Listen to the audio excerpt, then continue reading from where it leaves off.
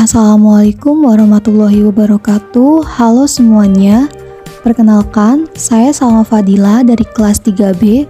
Saya akan menjelaskan tentang pembelajaran diferensiasi. Pembelajaran diferensiasi adalah pembelajaran yang berfokus kepada kebutuhan siswa. Seorang guru harus bisa memfasilitasi siswanya sesuai dengan kebutuhannya. Hal ini karena setiap siswa memiliki karakteristik dan minat yang berbeda-beda, sehingga tidak bisa menerima perlakuan yang sama dalam sebuah pembelajaran. Jadi acuannya dari pembelajaran diferensiasi ini adalah terletak pada pemenuhan kebutuhan belajar siswa dan bagaimana cara guru merespon kebutuhan belajar tersebut. Lalu, mengapa sih pembelajaran diferensiasi itu dibutuhkan?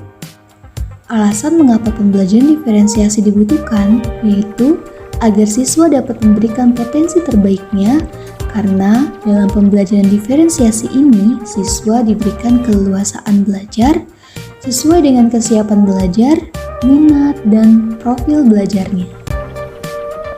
Adapun karakteristik pembelajaran diferensiasi yaitu yang pertama, lingkungan belajar yang mampu mengundang siswa untuk belajar.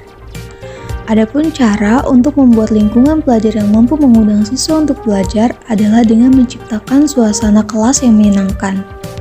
Kemudian selain itu, agar seorang siswa dapat semangat dalam belajar, maka dibutuhkan peran guru juga untuk mendukung proses belajar siswa tersebut.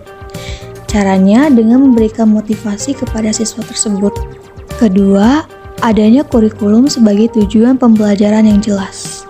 Maka, peran guru di sini harus mampu memberikan penjelasan kepada siswa terkait tujuan pembelajaran dan apa yang harus dicapai siswa dalam proses belajar. Ketiga, terdapat penilaian yang berkelanjutan.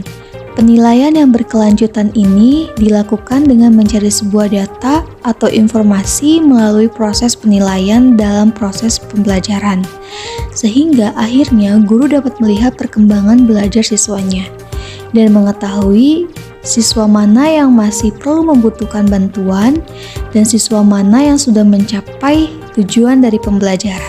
Keempat, guru merespon kebutuhan belajar siswanya. Dalam hal ini, peran bagi seorang guru adalah membuat sebuah pembelajaran yang mampu memenuhi kebutuhan siswanya. Hal ini dapat dilakukan dengan membuat strategi pembelajaran. Terakhir, manajemen kelas yang baik. Ini berkaitan dengan prosedur atau metode yang akan digunakan oleh guru untuk mengatur kelas agar tetap berjalan dengan baik. Selanjutnya adalah bagaimana memetakan kebutuhan belajar siswa. Memetakan kebutuhan belajar siswa dapat dikategorikan menjadi 3. Pertama, kesiapan belajar. Kesiapan belajar siswa ini berkaitan dengan siapnya siswa untuk belajar. Hal ini dapat dilihat dari seberapa cepat atau lambatnya siswa dalam memahami materi di kelas. Kedua adalah minat siswa. Minat siswa berkaitan dengan apa yang disukai oleh siswa. Hal ini dapat dilakukan oleh guru dengan cara mencari tahu apa yang disukai oleh siswanya dan kemudian mencocokkan minat siswa tersebut dalam sebuah tujuan pembelajaran. Ketiga adalah profil belajar siswa. Profil belajar siswa berkaitan dengan lingkungan, budaya, gaya belajar, dan kecerdasan majemuk anak. Dalam profil belajar siswa, hal yang dapat dilakukan oleh guru adalah dengan mencari tahu gaya belajar siswanya. Seperti misalnya, jika siswa tersebut lebih suka belajar menggunakan gambar visual, maka dalam pembelajaran guru harus bisa menampilkan gambar-gambar visual sehingga akhirnya membuat siswa itu semangat dalam belajar. Setelah memetakan kebutuhan belajar, selanjutnya adalah membuat strategi pembelajaran berdiferensiasi. Dalam strategi pembelajaran berdiferensiasi terdapat 3 kategori. Pertama, diferensiasi konten. Diferensiasi konten berhubungan dengan apa yang diajarkan guru pada siswa dengan memperhatikan kebutuhan belajar siswa, seperti kesiapan belajar siswa, minat siswa, dan profil belajar siswa. Kedua adalah diferensiasi proses. Dalam diferensiasi proses, strategi guru adalah membuat keputusan dalam pembelajaran. Seperti misalnya, guru harus membuat keputusan apakah siswa tersebut akan belajar secara berkelompok atau mandiri. Terakhir adalah diferensiasi produk. Dalam diferensiasi produk, ini berhubungan dengan hasil kerja siswa yang diberikan kepada guru.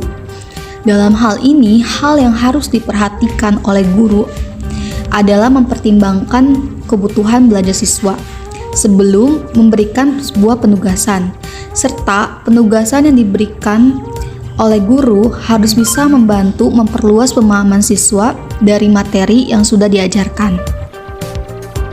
Selanjutnya adalah langkah-langkah yang harus dilakukan jika ingin menerapkan pembelajaran diferensiasi di kelas. Yang pertama adalah menentukan tujuan pembelajaran. Untuk menentukan tujuan pembelajaran ini dapat dilakukan dengan membuat sebuah kurikulum pembelajaran. Yang kedua adalah memetakan kebutuhan belajar siswa, dari mulai kesiapan belajar, minat, dan profil belajar.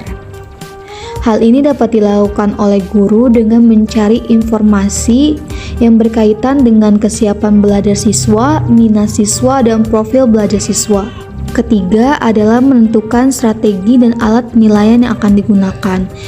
Jadi setelah guru sudah mengetahui kesiapan belajar siswa, minat siswa, dan profil belajar siswa, tahap selanjutnya adalah guru itu harus bisa membuat sebuah strategi dalam pembelajaran dan alat penilaian apa yang akan digunakan untuk mengukur siswa tersebut dalam perkembangan pemahaman materi di kelas. Yang terakhir adalah menentukan kegiatan pembelajaran yang berkaitan dengan konten, proses, dan produk.